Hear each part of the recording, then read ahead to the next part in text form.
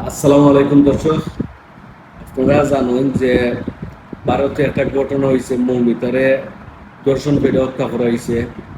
তো আমি এটার তীব্র নিন্দা জানাই। আর আমরা বাংলাদেশের বর্তমান যে ডক্টর ইউনূস স্যার আছেন তাইলে বিশেষ করে অনুরোধ করবো, বাংলাদেশও অনেক মেয়েরা এরকম আমরা বোন বাগ্নি মা এরকম নির্যাতিত হয়েছেন। আর অনেক যেমন তনু হত্যা হয়েছে, আরো অনেক বৈনাইন হত্যা হয়েছেন, এইরকম নির্যাতিত হয়েছেন, দর্শিত হয়েছেন। তো আমার আকুল আবেদন থাকবো যে এটার গুরুত্ব সহকারে আইনি ব্যবস্থা নেওয়া হোক এবং বাংলাদেশও যাতে এরকম ঘটনা আর না ঘটে। আর যারা এরকম দর্শিত আসামি যারা, তারার যাতে ফাঁসি দেওয়া হয়, তাইলে আর কোনো মানুষ এরকম বাপ কাজে লিপ্ত হইতে পারতো না।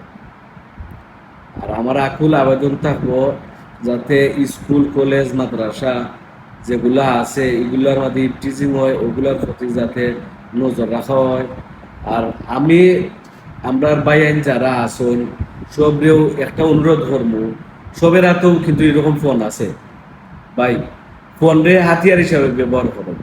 আপনার দ্বারো খাসো যত দুর্নীতি হইল, একটা বাপ খাজ হইল, আপনি ও ফোনের মাঝে আপনি রেকর্ড করতে পারবা, লাইভ হইয়া আপনি ফেসবুকও ছাড়েন, ইউটিউবও ছাড়তে পারবা। আপনি ফোনটারে হাতিয়ার হিসাবে ব্যবহার করুন। সকল বাদ খাজ রেকর্ড করুন। আপনার আশেপাশের যত বাজ খাজ হইল, ইফটিজিং হইল, সবগুলা খাজরে আপনারা ফেসবুকও ছাড়েন, সোশ্যাল মিডিয়ায় ছাড়েন। তাইলে দেখবা আইনের আওতা সবও আইব। আর ইফটিজিং আর ইল্লাখানি দর্শিত যারা করেন এরা এমনিতেই ধরা খাইব, বুঝছেন? আমরা সমাজটারে শিক্ষিত করুন, সমাজটারে সুন্দর করুন। আমরা নিজে যখন সবে মিলে যখন চেষ্টা করবো, তখন দেখবা সমাজ এমনিতেই চেঞ্জ হয়ে যাব, দেশ চেঞ্জ হয়ে যাব, আমরা গ্রাম চেঞ্জ হইব, ইউনিয়ন চেঞ্জ হইব, বুঝলি? তো আমরা সবেও যাতে সমাজটারে চেঞ্জ করা লাগে আগুয়াই আই। আমরা সবে নিজ দায়িত্বে যত বাপ কাজ আছে ফোনের মাঝে রেকর্ড করে সোশ্যাল মিডিয়ায় ছাড়ি, তখন দেখবা আর কেউ এরকম বাপ কাজ করার বা দুর্নীতি করার সাহস পাইত না।